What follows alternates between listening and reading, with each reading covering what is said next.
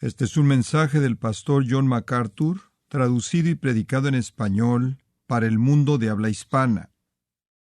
Conocer a Dios y todo lo que Dios ha revelado acerca de sí mismo es la búsqueda más elevada de la vida.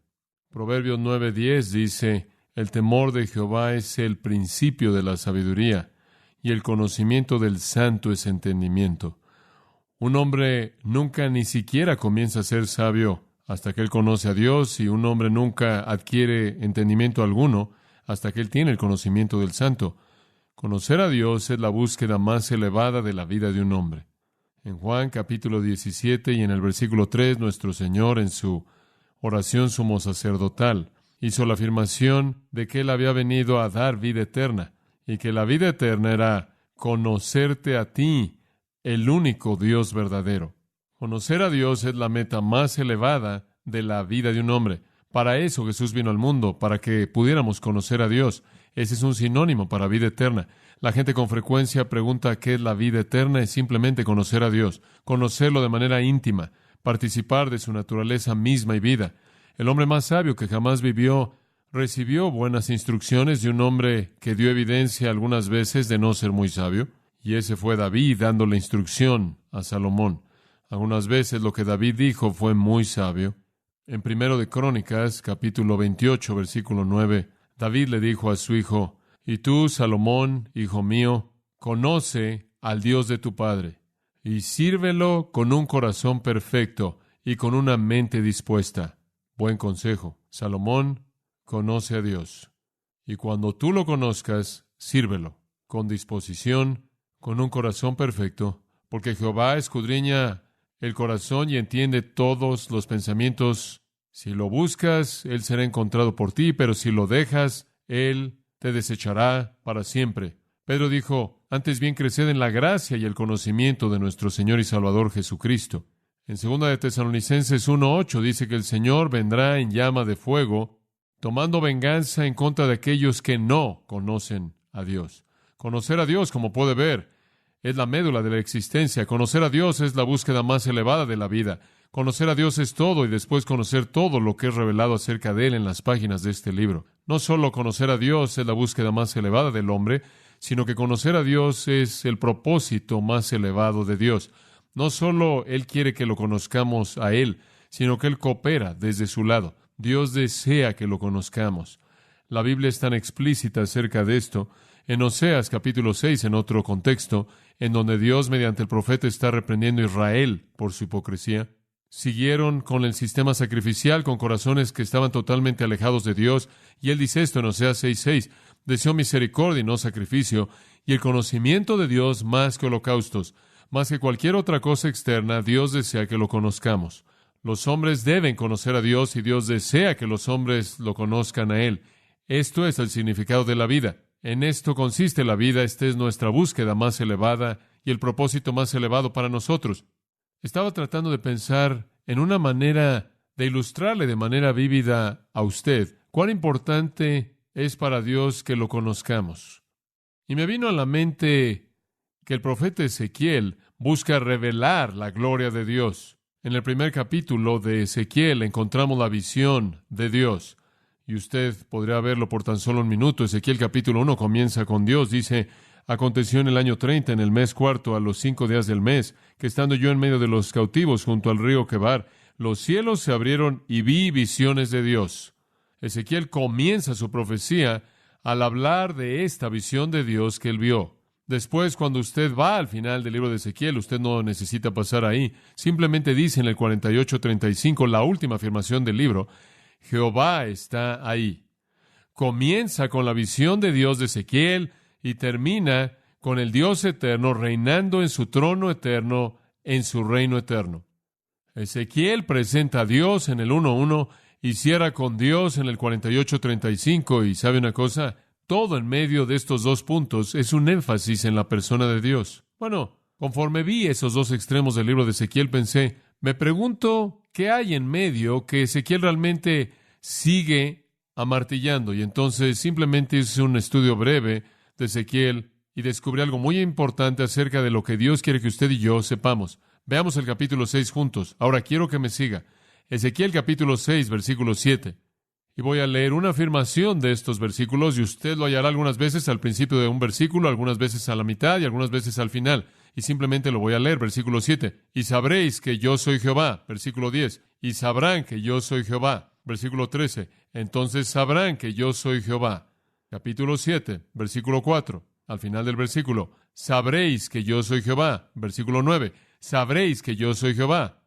Además, y podemos estar saltándonos algunos en medio de estos puntos, vaya al capítulo 11, versículo 12. Sabréis que yo soy Jehová. Capítulo 12, versículo 16. Sabrán que yo soy Jehová. Versículo 20. Sabrán que yo soy Jehová. Capítulo 13, versículo 9. Sabréis que yo soy Jehová. 14. Sabréis que yo soy Jehová. 21. Sabréis que yo soy Jehová. 23. Sabréis que yo soy Jehová. 14:8. Sabréis que yo soy Jehová. Hay un mensaje aquí en algún punto. ¿Lo está entendiendo? Capítulo 15, versículo 7. Sabréis que yo soy Jehová.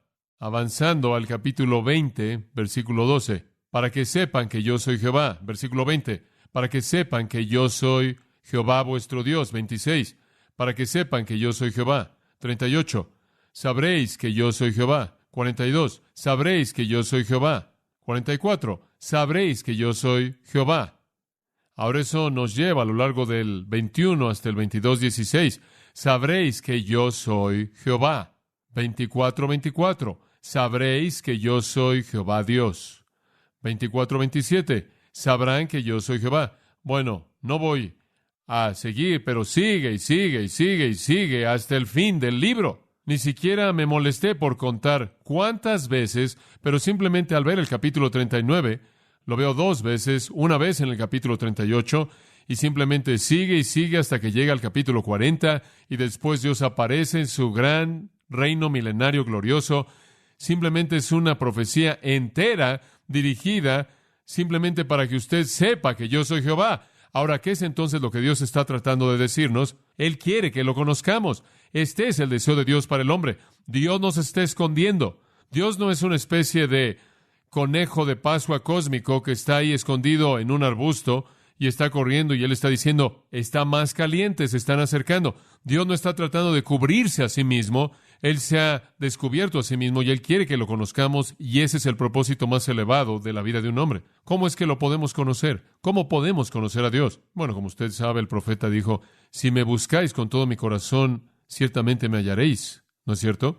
Salomón dio alguna información sabia en Proverbios 2:3. Él dijo, si clamares tras la sabiduría o el conocimiento, y levantaras tu voz por el entendimiento, si como la plata la buscareis, y la escudriñareis como a tesoros, entonces entenderéis el temor de Jehová y hallaréis el conocimiento de Dios.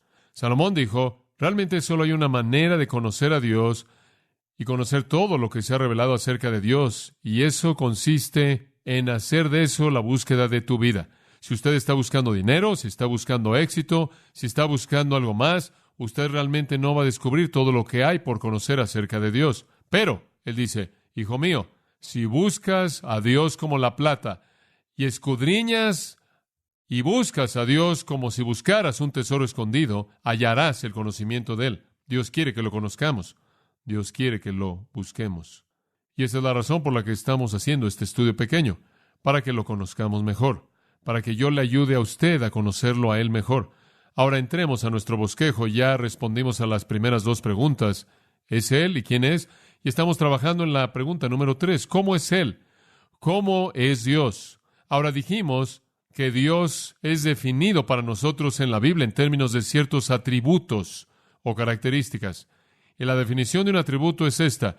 Un atributo es algo que es verdad de Dios. Cualquier cosa que es verdad de Dios. Los únicos que podemos explicar son los que son revelados en las Escrituras. ¿Cuántos atributos le dije yo a usted que Dios tiene? ¿Se acuerda? ¿Cuántos? Un número infinito. Usted no puede contarlos. Solo hay algunos que han sido revelados aquí.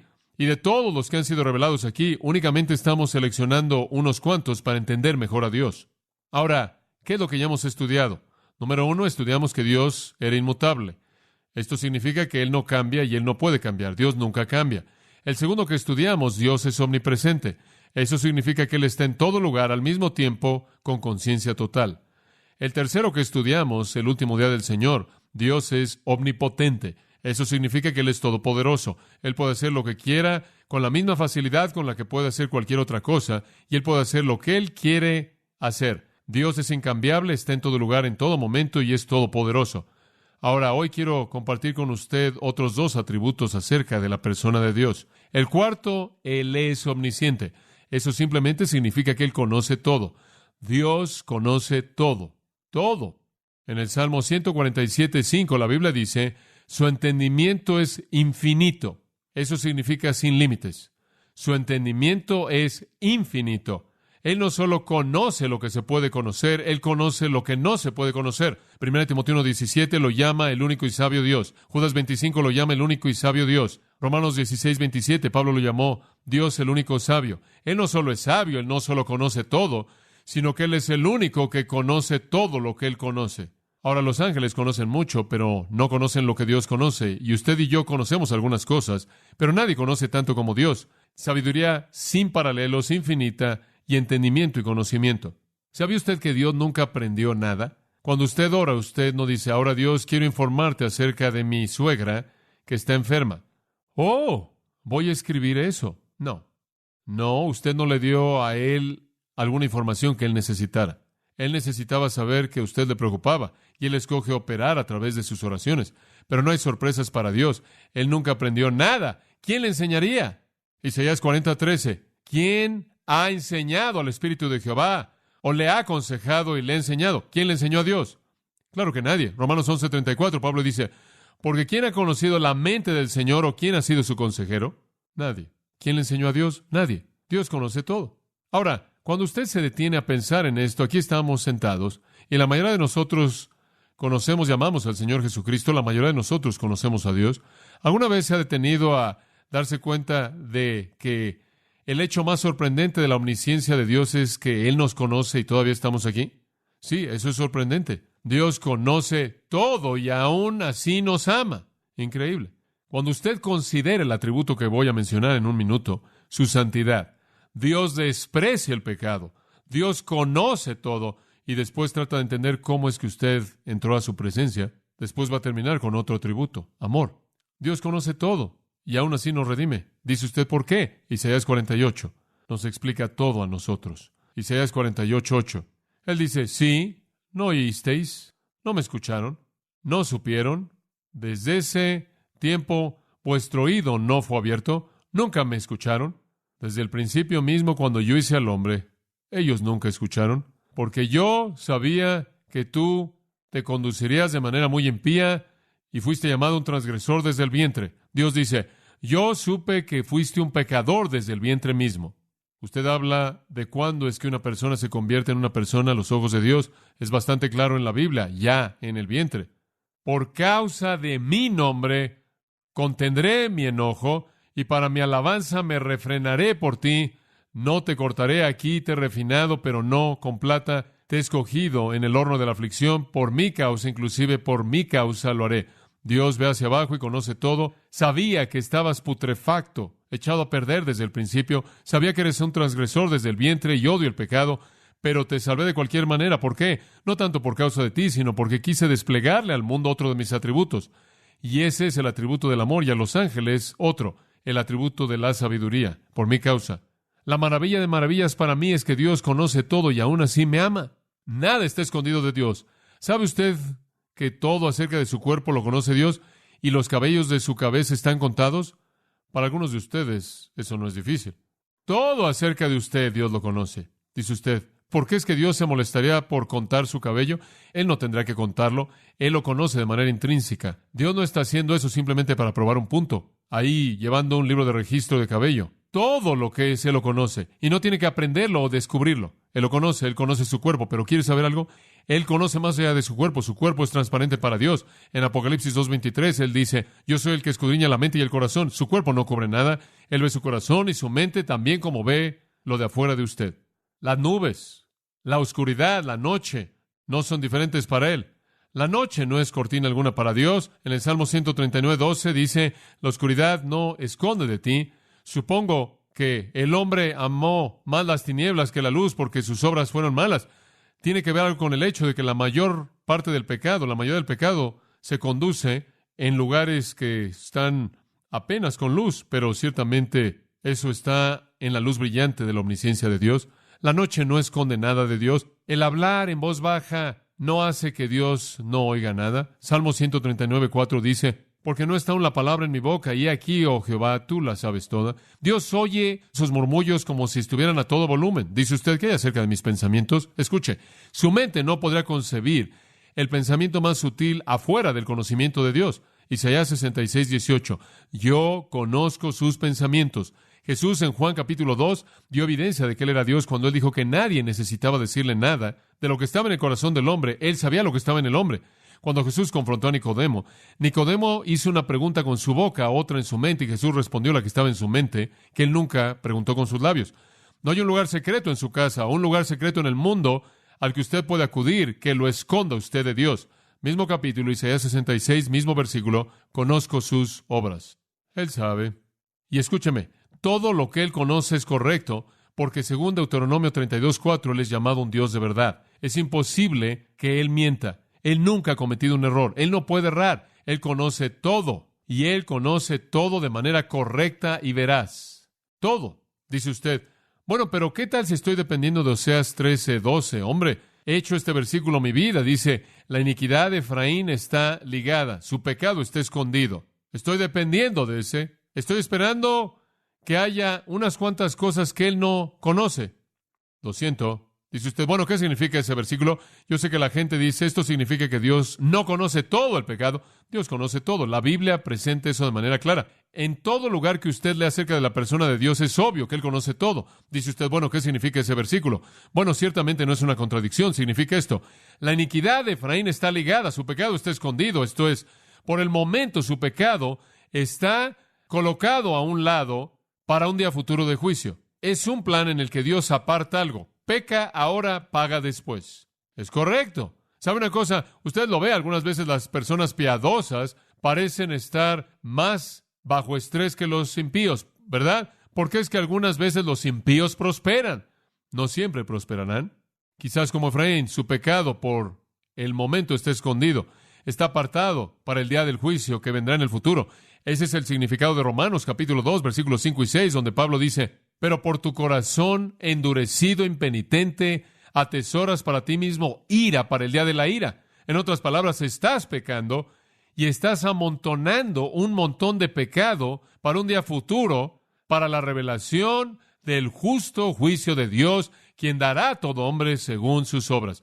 Viene un día cuando ese juicio vendrá y ese pecado que ahora está siendo escondido o apartado para un día futuro será desenmascarado, castigado. Dios conoce todo, todo. Y eso nos lleva a un comentario al margen. Otro atributo de Dios que solo vamos a poder meter porque no tenemos tiempo para cubrirlos todos es el atributo de sabiduría. Ahora, escúchame. ¿Qué es sabiduría? Le voy a dar una definición simple. Sabiduría es omnisciencia actuando con una voluntad santa. Es omnisciencia actuando con una voluntad santa. Si Dios conoce todo, entonces todo lo que Él hace es absolutamente sabio.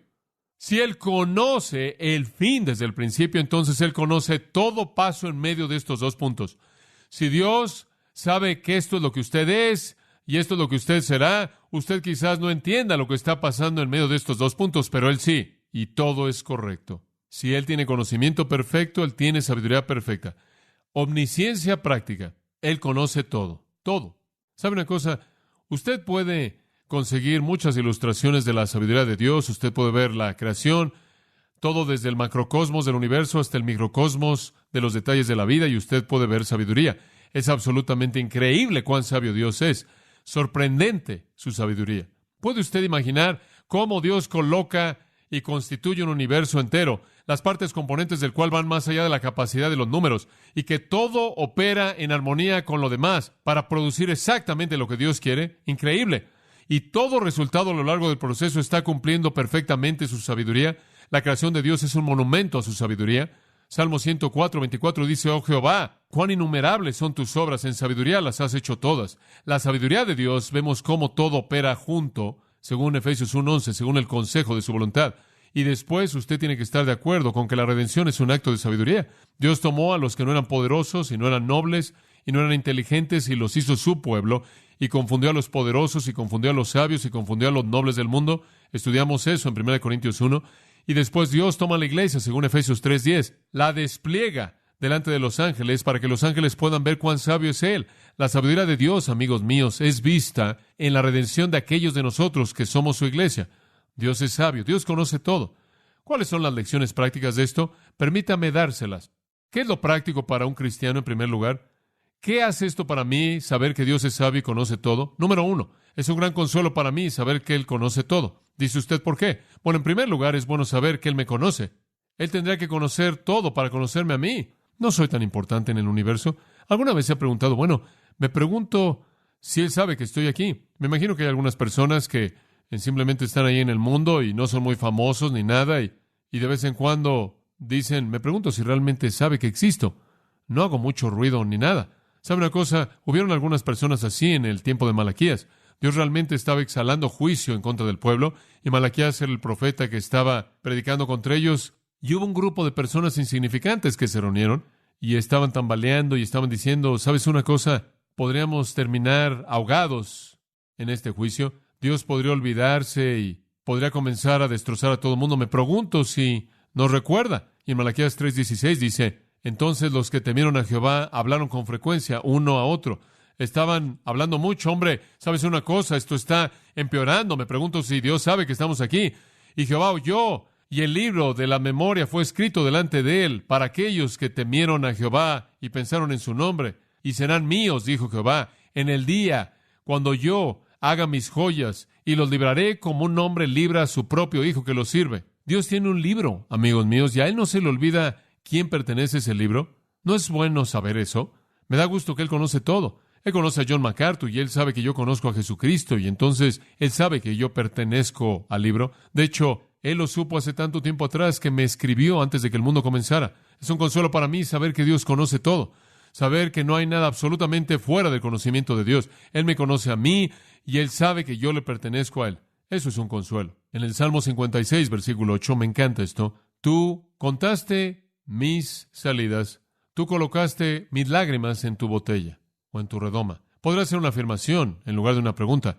Tú colocas mis lágrimas en tu botella. ¿Sabe una cosa? En el Oriente, cuando los que lloraban venían, eso era algo que se hacía por costumbre. Todo el mundo llora. Algunos de los que lloraban metían sus lágrimas en una botella. Usted le pagaba a los que lloraban. Supongo que era una manera en la que usted probaba que había cumplido con su trabajo.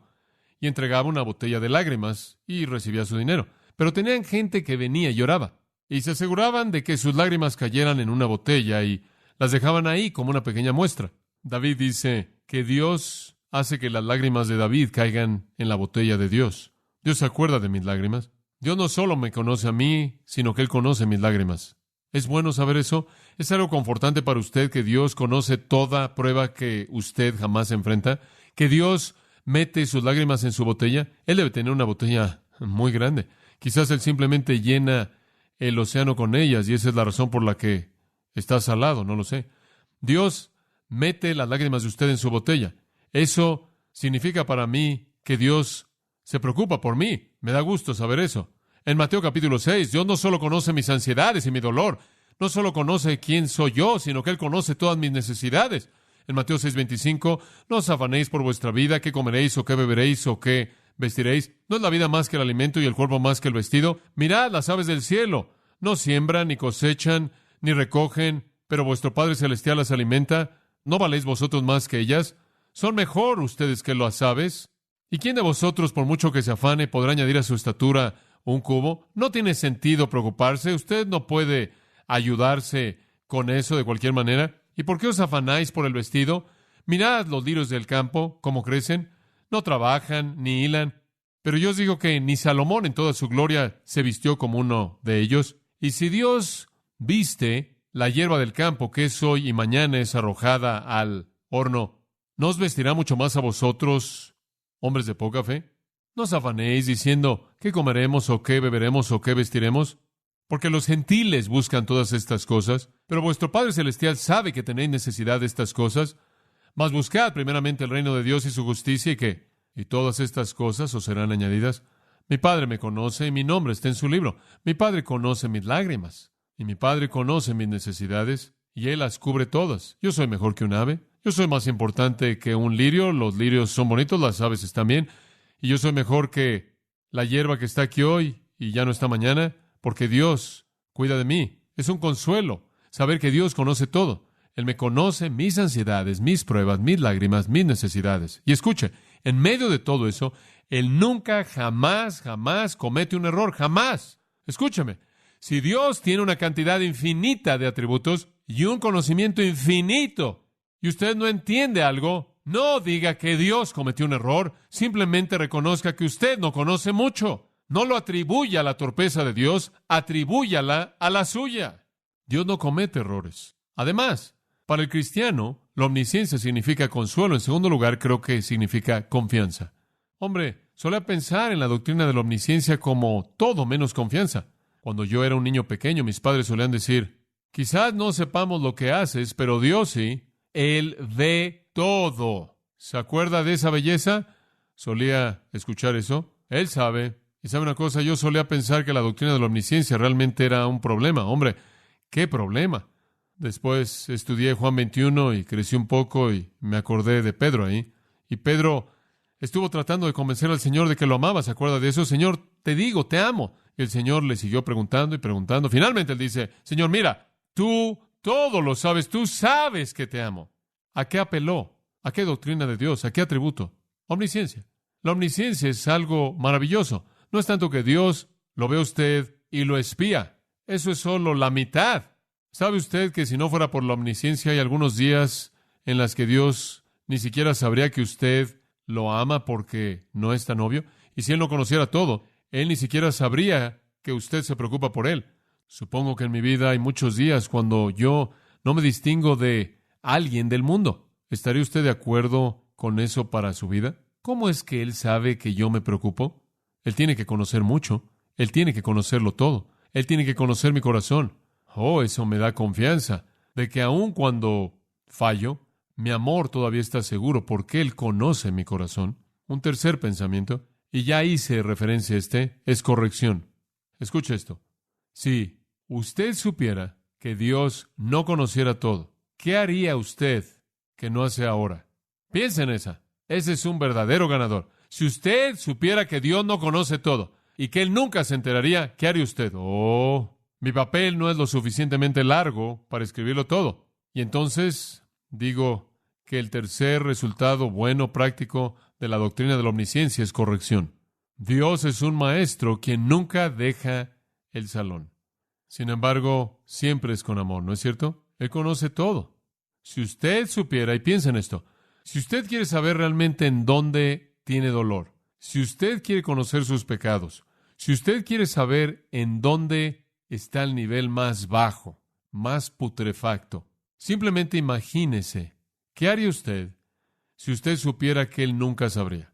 Y usted se va a encontrar ahí, pero Él sabe. Y como le dije la última vez, debido a que Él está en todo lugar, todo pecado que usted comete es como si usted entrara a gatas a la sala del trono de Dios, se acercara hasta los pies del trono y lo hiciera ahí en su cara, en la cara de Dios. Pero el Nuevo Testamento nos dice que en algún punto vamos a dar cuentas por todas las cosas que hemos hecho en el cuerpo, 2 Corintios 5. Y también nos dice en 1 Corintios 4:5 que ese día va a traer a la luz las cosas escondidas de la oscuridad. Dios conoce todo, todos nuestros caminos, pensamientos, actitudes, todo. Para el cristiano, eso es corrección, hombre. Si Él lo sabe, no lo quiero hacer. No quiero afrentarlo. No quiero deshonrarlo. Eso es corrección.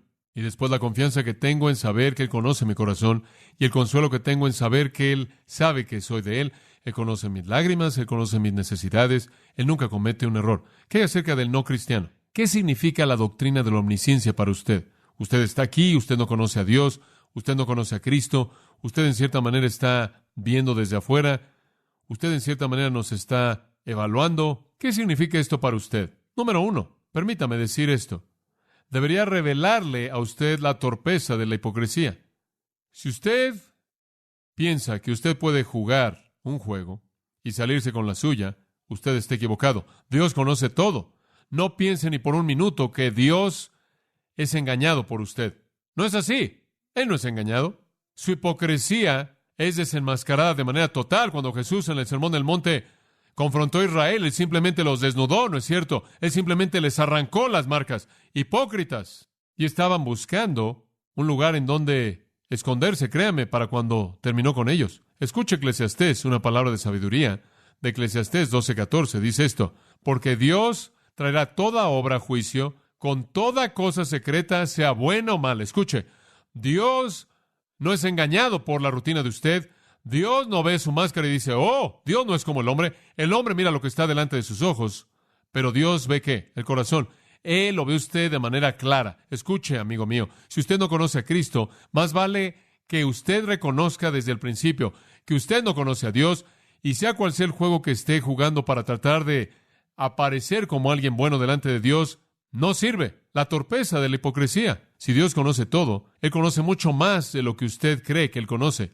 Lo segundo que yo le diré a un incrédulo o a alguien que no conoce a Dios es que hay una promesa de juicio preciso. En Romanos 2:2, Pablo dice, Dios juzgará según la verdad. Cuando hablamos del juicio final y el lago de fuego y quién es enviado al infierno, créame, ese juicio será un juicio justo. Dios juzgará en base a la verdad, porque Él tiene conocimiento absoluto de la verdad. Y nadie engaña a Dios. En Jeremías 16:17, el profeta dijo, sus iniquidades no están escondidas de mis ojos. No se esconden.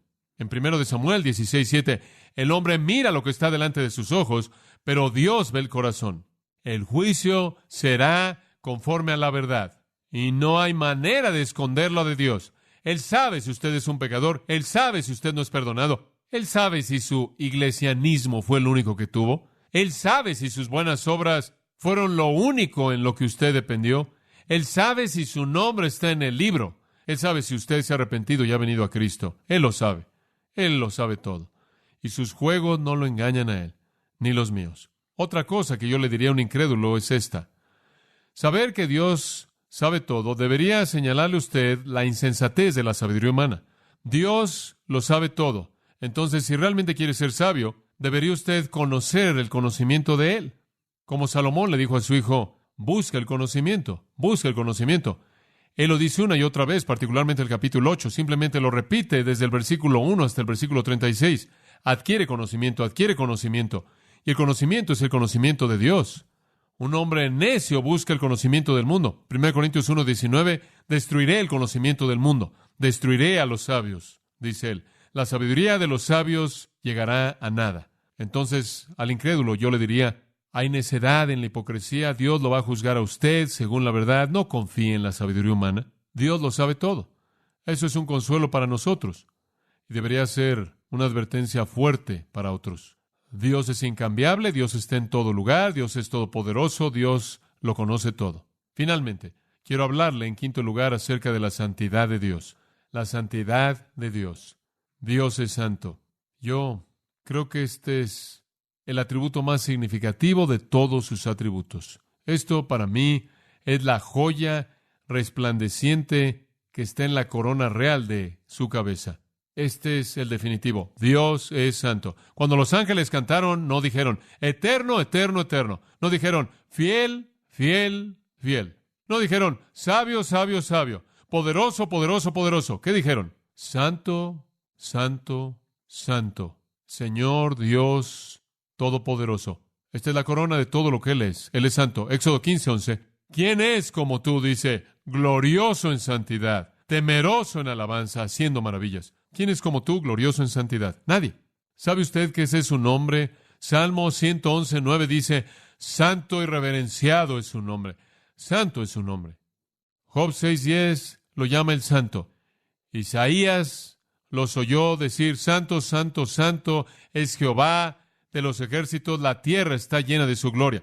Apocalipsis 4:8, las criaturas vivientes, santo, santo, santo. 1 Samuel, capítulo 2, versículo 2, habla de su santidad y dice que no hay santo como Él. Dios es santo y no conozco otra manera de llegar a la santidad de Dios más que compararla con el pecado. Yo diría que en la Biblia, por lo menos en mi mente, probablemente el pasaje más revelador acerca de la santidad de Dios es el 6º capítulo de Isaías. Y no necesita pasar ahí. Permítame tan solo mencionárselo. Isaías dice: en el año que murió el rey Usías, vi yo al Señor sentado sobre un trono alto y sublime, y sus faldas llenaban el templo. Él tuvo una visión de Dios. Y él dijo: por encima de él había serafines, cada uno tenía 6 alas, con 2 cubrían sus rostros, con 2 cubrían sus pies, y con 2 volaban. Y uno de esos ángeles, recuerde usted, tomó un carbón del altar y tocó la lengua de Isaías. Pero antes de todo eso, ¿cuál realmente es el punto en ese pasaje? Isaías dice: vi a Jehová y clamé: ¡ay de mí que soy muerto! Porque siendo hombre inmundo de labios, mis ojos han visto al Rey. Él fue absolutamente despedazado hasta lo más profundo de su ser. Él se sacudió de manera violenta. Él se estaba despedazando de manera violenta. ¿Por qué? Porque él había visto la santidad de Dios, y al ver la santidad de Dios, él fue sacudido hasta lo más profundo de su ser por su propia pecaminosidad. ¿Lo ve? Y quiero decirle algo. No es sino hasta que un hombre entiende la santidad de Dios que eso nunca sucederá sin una comparación con su propio pecado. No es sino hasta que usted entiende su propio pecado que usted llegará a conocer la santidad de Dios. Los dos van de la mano. Usted no puede conocer su pecado hasta que usted conoce su santidad, y usted no puede conocer su santidad hasta que usted ve su pecado. Isaías vio a Dios levantado y después se vio a sí mismo, y él simplemente derramó su corazón diciendo: ¡ay de mí! Estoy destruido. Estoy acabado. Entre usted y Dios hay un espacio absoluto de santidad e impiedad. Usted es impío, Él es santo. Y usted debería estar, y yo debería estar, simplemente, absolutamente sacudido hasta lo más profundo de nuestro ser cuando nos vemos en comparación con Él. Dios es santo. Ahora escúchame. Dios no se conforma con un estándar santo. Él es el estándar. Él es absolutamente santo. Él nunca hace algo malo. Él nunca erra. Él nunca emite un juicio equivocado. Él nunca comete un error. Él nunca hace algo en su vida que no sea lo que debe suceder de manera correcta en su vida, ni tiene Él tampoco un fin correcto en mente. Siempre Él hace lo que es correcto. Y no hay grados en su santidad. Él es absoluta, infinitamente santo. Y debido a que, como puede ver, Dios es santo, esa es su condición para cualquier persona que quiere existir en su presencia. Cuando los ángeles pecaron, ¿qué les hizo Él a ellos? Inmediatamente, ¿qué? Los expulsó y preparó un lugar para ellos separado de su presencia. Cuando los hombres escogen no venir a Dios, cuando escogen rechazar a Jesucristo, ¿qué les sucede a ellos en últimas? Son enviados al mismo lugar preparado para el diablo y sus ángeles, fuera de la presencia de Dios. ¿Por qué? Porque para estar en la presencia de Dios, en su universo, usted debe ser, ¿qué? Santo. Dice usted: pero John, ¿cómo es que yo puedo ser santo? Usted puede ser por la fe en el Señor Jesucristo. Como puede ver, es mediante Cristo que Dios nos da la santidad de Cristo y nos ve santos posicionalmente. Dios nos hizo santos en Cristo. A los Corintios, el apóstol Pablo dijo: ahora ustedes son santos, ahora han sido santificados en Cristo. Además, pensando en esto, la única manera de entender la santidad de Dios es en contraste. Tenemos que ver su odio hacia el pecado. No nada más podemos entender su santidad independientemente de su odio hacia el pecado, porque tenemos que tomarlo del lado del pecado, porque eso es lo que entendemos también. Dios desprecia el pecado, simplemente lo odia. En Habacuc 1:13 dice: tú eres muy limpio de ojos para ver la iniquidad y no puedes ver la maldad. Dios no puede tolerar el pecado, Él no puede tolerar la maldad. Él está totalmente distante de Él. No puede entrar a su presencia, no puede morar con Él. Cuando la pecaminosidad de Sennacherib fue exagerada, usted se acuerda, dijo el Espíritu Santo: has levantado tus ojos a lo alto, inclusive contra el Señor, el Santo de Israel. Como puede ver, el pecado de Sennacherib fue evidente debido a la santidad de Dios. Cuando los egipcios malos fueron ahogados, en Éxodo 15, ¿sabe usted lo que los ahogó? Algunos dicen el poder de Dios. No, realmente no. Escuche Éxodo 15. El mar los cubrió, se hundieron como plomo en las aguas. Después esto: ¿quién es como tú, oh Señor glorioso en santidad? ¿Sabe usted por qué se ahogaron? No por el poder de Dios, sino por la santidad de Dios. Él no podía tolerar su maldad. La santidad de Dios es mejor vista en su odio hacia el pecado. En Amós capítulo 5, algunas palabras fuertes: odio, desprecio tus días festivos. No me deleitaré en tus asambleas solemnes. Aunque me ofrezcas holocaustos y ofrendas de alimento, no las aceptaré, ni consideraré las ofrendas de paz de tus animales engordados. Quita de mí el ruido de tus canciones, no oiré la melodía de tus arpas. Dios ama todas esas cosas. porque Él instituyó todas ellas. Pero cuando ese tipo de obras, aunque esas obras estuvieron bien, salen de corazones impuros, Dios las odia. Dios no quiere que la gente haga cosas correctas con actitudes incorrectas. Dios dice, lo odio, deténganse. El pecado es el objeto de su desagrado. Dios ama la santidad. En el Salmo 11, versículo 7, dice esto: porque el Señor justo amó la justicia. Qué hermosa afirmación. Dios ama la santidad. Ahora, la santidad de Dios la hemos visto desde un punto de vista negativo, su odio hacia el pecado. Lo que es sorprendente aquí, no obstante, y usted tiene que meterlo aquí, es el amor de Dios. Aunque Él es santo y odia el pecado de manera absoluta, y aunque, como le acabo de mencionar hace un momento, Él es omnisciente y conoce todo, ¿no es sorprendente que Él lo redimió a usted? Es sorprendente que Él me conoce y Él desprecia mi pecado, sin embargo me amó. Ahí es en donde el amor entra, como puede ver. La santidad de Dios, la omnisciencia de Dios y el amor de Dios, todos actúan por igual. ¡Qué reconocimiento tan fantástico! Dios supo todo de mí y Dios odió todo pecado en mí y aún así me amó. Traté de pensar en una ilustración para eso y supongo que será como el cáncer. Como usted sabe, usted amaría a su cuerpo, pero odiaría el cáncer. Y usted haría todo lo que pudiera por preservar su cuerpo y mantenerlo saludable, fuerte, y ministrar a sus necesidades y todo lo que pudiera hacer al mismo tiempo para destruir el cáncer. Usted odiaría lo que está ahí, pero no todo de manera total, y de alguna manera Dios ve al hombre y Él ama al cuerpo y desprecia el pecado. ¿En dónde ve usted la santidad de Dios revelada? Bueno, usted la ve en muchas maneras. Dios nunca quiere el pecado. No, nunca. Él decide permitirle a usted pecar si usted escoge hacerlo, pero Él nunca quiere el pecado. Dios nunca tienta a alguien a pecar. Dios no quiere que usted peque. Algunas personas deben pensar que Dios quiere que ellos pequen. Algunas personas me han dicho, ¿sabes una cosa? Lo que realmente debes hacer es tener una vida realmente pecaminosa y decirle a todo mundo cómo vives, y después, cuando cuentas tu conversión a muchas personas, la van a creer y van a decir, ¿qué transformación? ¿No es eso maravilloso? Entonces, Dios realmente debe querer que estés en el lodo para que tengas algo que decir, muy convincente. ¿O no? Dios no celebra el pecado de nadie. Nunca. Y Dios nunca tienta a un hombre a pecar. Santiago 1, 13 y 14. Dios no tienta a nadie. Pero la santidad de Dios es vista en cosas muy positivas. Por ejemplo, su santidad es vista en la creación, para comenzar. En Eclesiastés 7:29, y vamos a cerrar con estos pensamientos. En Eclesiastés 7:29, él dijo, Dios hizo al hombre recto, pero han buscado muchas cosas. Dios hizo al hombre recto. Cuando Dios hizo al hombre, Él era santo. La santidad de Dios es vista en la creación. En segundo lugar, la santidad de Dios es vista en la ley moral. La ley moral todavía permanece, aunque el hombre ha tratado de destruirla y hacerla a un lado. La ley moral todavía permanece en el mundo y esto muestra que Dios es santo. Romanos 7:12, Pablo dijo, la ley es santa, el mandamiento es santo, justo y bueno. La ley moral de Dios muestra que Dios es un Dios santo. Cuando Dios estableció una ley moral justa, Él mostró que Él es un ser moral, santo y justo. Y creo que también la santidad de Dios no solo es vista en su creación y no solo en su ley moral, sino veo la santidad de Dios en su ley sacrificial. Cuando veo a Dios estableciendo a todos esos animales como un sacrificio, veo a Dios diciendo que la muerte es el resultado del pecado. Y quiero que vean eso, y quiero que lo vean bien. Y cada vez que esas personas hacían un sacrificio, veían la mortandad del pecado, y eso probaba la santidad y la moralidad de Dios. La santidad de Dios es vista en la creación, en la ley moral, la ley sacrificial. La santidad de Dios también es vista en el juicio contra el pecado.